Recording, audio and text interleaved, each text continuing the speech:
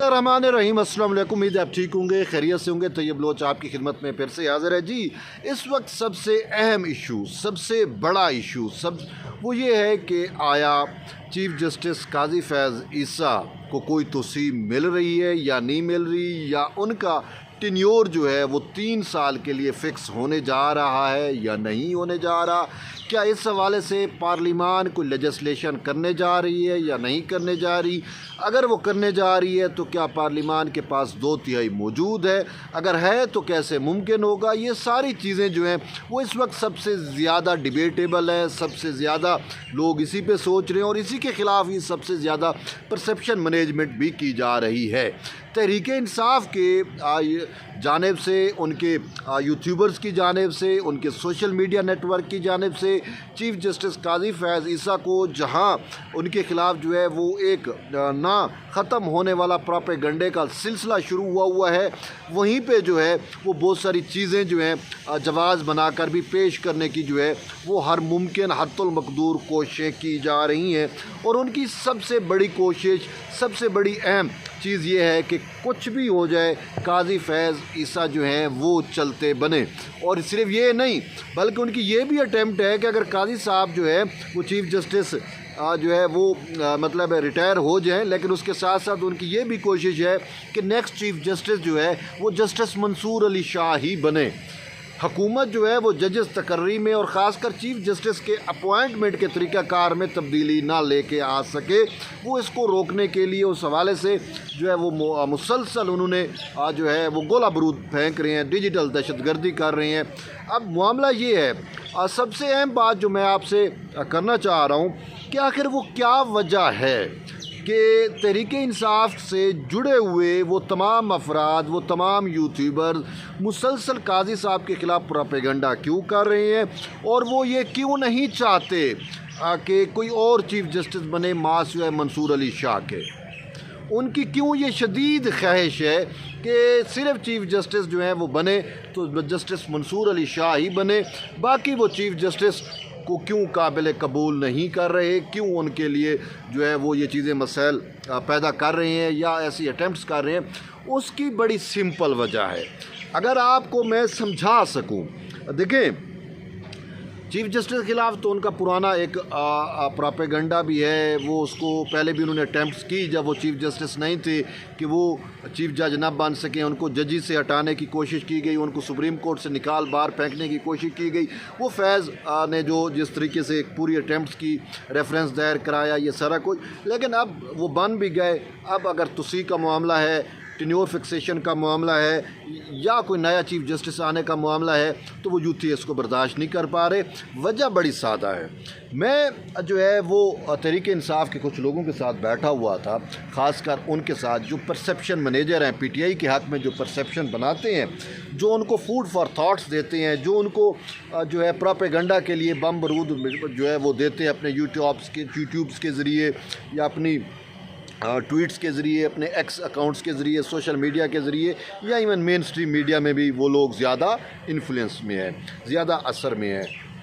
तो मैंने उनसे पूछा कि यार ये मंसूर अली शाह के ऊपर ही आप क्यों अड़े हुए हैं कि सिर्फ चीफ जस्टिस हो तो हो मंसूर अली शाह ही हो, इसके अलावा हमें कोई और चीफ जस्टिस काबिल कबूल नहीं है। तो उन्होंने बड़ी सीधी सी बात की। उन्होंने कहा तो ये बात सच है और वो हकीकत ये है कि इन दिनों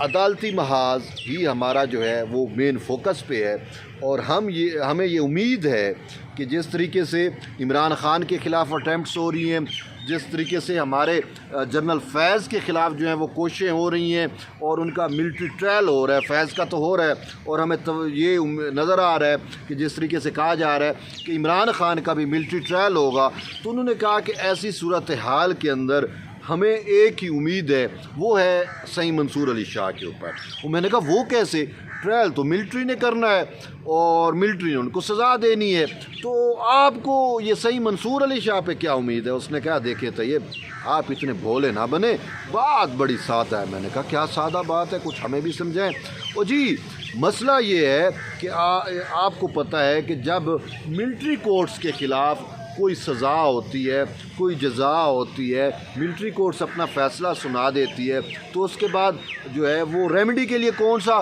فورم بنتا ہے؟ میں نے کہا وہ ریمیڈی کے لیے تو سول کورٹ آ سکتے ہیں۔ انہوں نے کہا سول کورٹ میں، انہوں نے کہا ہائی کورٹ آ سکتے ہیں، سپریم کورٹ میں آ سکتے ہیں۔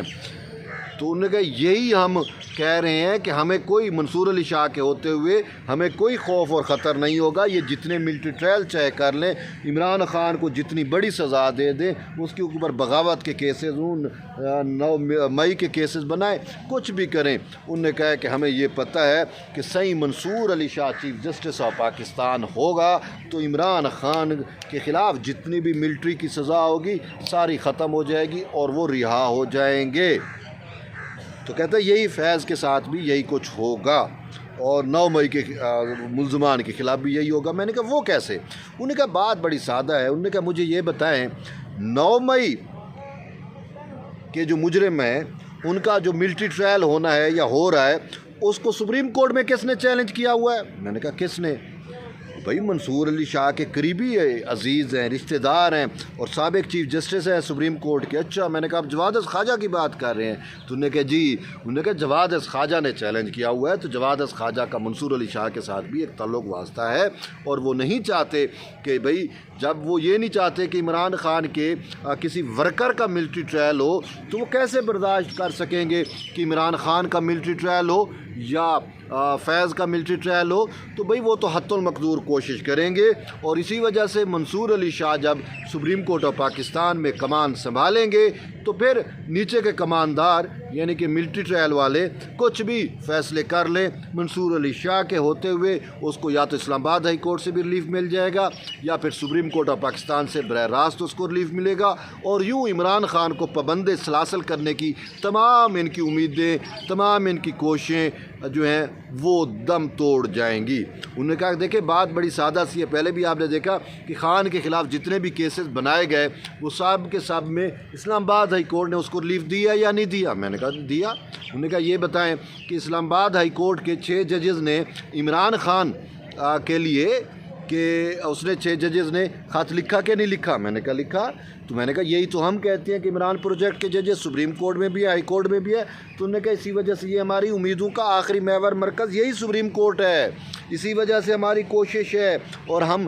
چاہیں گے کہ منصور Ali Shah chief justice of Pakistan بنے۔ میں نے کہا آپ کی بات بالکل میں ٹوٹل اتفاق کرتا ہوں، مجھے رتی بھر بھی ان باتوں پہ شک نہیں ہے، واقعی آپ ٹھیک سوچ رہے ہیں، کیونکہ اگر منصور علی شاہ جو ہے وہ دیکھیں چیف جسٹس قاضی فیض عیسیٰ والی جو ایکسٹینشن والے معاملات ہیں، جو اٹارنی جنرل اور وزیر قانون سے جو چیف جسٹس کی گفتگو ہوئی اس میں منصور علی شاہ موجود تھے۔ منصور علی شاہ کو جب پتہ چلا کہ یہ توسیع لے لیں گے یا ٹینیور فکس ہو جائے گا یا ججز کے تقرری کا طریقہ کار تبدیل ہوگا تو حکومت 2/3 سے کرے گی، تو تبھی انہوں نے چیف جسٹس کو جوڈیشل پالیٹکس نہیں آتی، سچ بات ہے، لیکن صحیح منصور علی شاہ جوڈیشل پالیٹکس میں ماہر ہیں۔ انہوں نے چیف جسٹس کو ایک سائڈ پہ اعتماد میں لیا، دوسری سائڈ پہ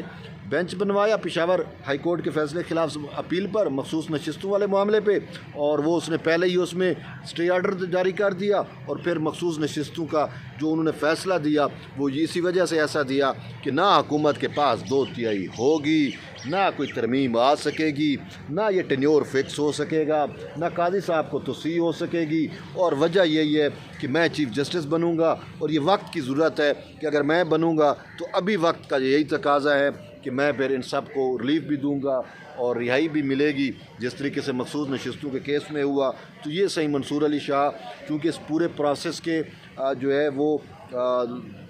اس میں شامل تھے، تو تبھی جا کے اب مجھے یہ سمجھ نہیں آتی کہ صحیح منصور علی شاہ جب ایک دوست ہیں ان کے ساتھ تھے تو پھر ان کو یہ کیس یا تو نہیں سننا چاہیے تھا، یا اگر انہوں نے سنا تو پھر اس طریقے سے نہیں جانا چاہیے تھا۔ آپ اس پورے پروسیس میں شامل تھے، پھر آپ نے پھر جان بوجھ کے صحیح منصور علی شاہ نے یہ 2/3 کھینچی ہے۔ وجہ یہی ہے کہ جو میں نے آپ کو بتا دی۔ تو بہرحال اب حکومت کے اوپر ڈیپینڈ کر رہا ہے کہ حکومت کیسے پلے کر رہی ہے یا کرتی ہے۔ اب یہ وقت کی ضرورت ہے، اگر حکومت پس و پیش کر دیتی ہے اس معاملات کو تو پھر وہی بات ہے کہ حکومت بھی برابر کی قصوروار ٹھہرے گی۔ اور میں اکثر آپ کو کہتا ہوں کہ اگر منصور علی شاہ چیف جسٹس بن گئے تو عمران خان بھی جیل سے باہر ہوگا، فیض بھی جیل سے باہر ہوگا، اور پھر وہ فیض نیٹ ورک عمران خان وہ پھر فعال ہو جائے گا، اور وہ پھر یہ جو انتشار، یہ جو فتنہ، یہ جو فساد کو اب تک کی کوششیں ہوئی ہیں اس کو جو ہے وہ کلا کما کرنے کی، وہ پھر سے جو ہے فروٹفل ہو جائیں گی، یعنی کہ یہ اپنے عروج پہ آ جائیں گے، اور پھر ہم اور آپ لوگ تو پھر کہیں پہ بھی میٹر نہیں کریں گے۔ اور پھر جب ہم اور آپ میٹر کریں گے تو پھر میں تو یہی سمجھتا ہوں کہ پھر اپنا جو ہیں وزیر اعظم صاحب شہباز شریف صاحب، آصف علی زرداری صاحب، ان کو پھر چاہیے کہ یہ پھر اپنے لیے کوئی جیل کی کوٹری تیار کر لیں۔ عمران خان جیسا فسطائی شخص جو ہے وہ صرف جیل سے اگر رہا ہو گیا تو پھر آگے جو کچھ اس نے کرنا ہے، اور پھر فیض بھی اگر رہا ہو جاتا ہے تو پھر چیزیں ریورس بھی ہو سکتی ہیں، اور جب چیزیں ریورس ہوں گی تو پھر مجھے تو یہ پھر جیلوں میں نظر آئیں گے۔ پھر وہ یہ تو کچھ بھی نہیں کر رہے، ان کو میں تو پھر بھی جمہوریت ہے۔ آج بھی پارلیمان میں جو کچھ ہو رہا ہے آپ کے سامنے ہے، پروٹیکشن آرڈر جاری کرنے ہوں اور مذمتیں کرنی ہوں جو جس طریقے سے ہوا، لیکن یہ جب دوبارہ یہ فسطائی حکومت آ گئی عمران خان والی، تو اس نے جو فسطائیت کی انتہا کی تھی وہ تو پھر آپ کو پتہ ہے عمران خان اگر آ گیا تو پھر اس نے کیا حشر کرنے ہیں، اور یہ اسی وقت ہوگا جب اس کے سہولت کار پاور میں ہوں گے، جب اس کے سہولت کار اور عین شکن جج چیف جسٹس بن جائیں گے تو پھر اس کو اقتدار میں آنے سے کوئی نہیں روک سکتا۔ بات بڑی سادہ سی ہے۔ اگر آپ کو اتنی سادہ بات سمجھ نہیں آ رہی اور آپ اگر یہی سمجھتے ہیں کہ منصور علی شاہ ہمارے لیے ٹھیک رہے گا تو پھر آپ اپنے پاؤں خود کاٹیں گے۔ تو اسی وجہ سے وقت کی ضرورت ہے کہ آئینی ترمیم لے کے آئی جائے۔ وہ ایک ابہام تھا کہ جی قاضی فیضی سے ایکسٹینشن نہیں لینا چاہتے، وہ بھی قاضی صاحب نے ابہام دور کر دیے۔ قاضی صاحب نے کہا ہے کہ اگر اسٹیک ہولڈر مل کے پارلیمان قانون سازی کرتی ہے تو پھر کوئی مذائقہ نہیں ہے۔ تو اب وہ بات بھی آپ کے پاس نہیں رہی کہ جی قاضی صاحب ایکسٹینشن نہیں لینا چاہتے، وہ بھی اب آپ کے سامنے سپریم کورٹ کی وضاحت سے ساری چیزیں سامنے آ گئی ہیں۔ تو ابھی اسی وجہ سے میں کہہ رہا ہوں کہ بھئی حکومت اس میں مزید کوتاہی نہ کرے، مزید سستی نہ کرے، ایز سون ایز پاسبل جو ہے وہ ان ساری چیزوں کو پایہ تکمیل تک پہنچائے۔ بہرحال دیکھتے ہیں اب حکومت اور پارلیمان اس موقع پر کیسے پلے کرتی ہیں۔ اس وقت تک جڑے رہیے طیب بلوچ کے ساتھ، ملتے ہیں ایک نئی ویڈیو میں، تب تک کے لیے اجازت دیں، اللہ حافظ۔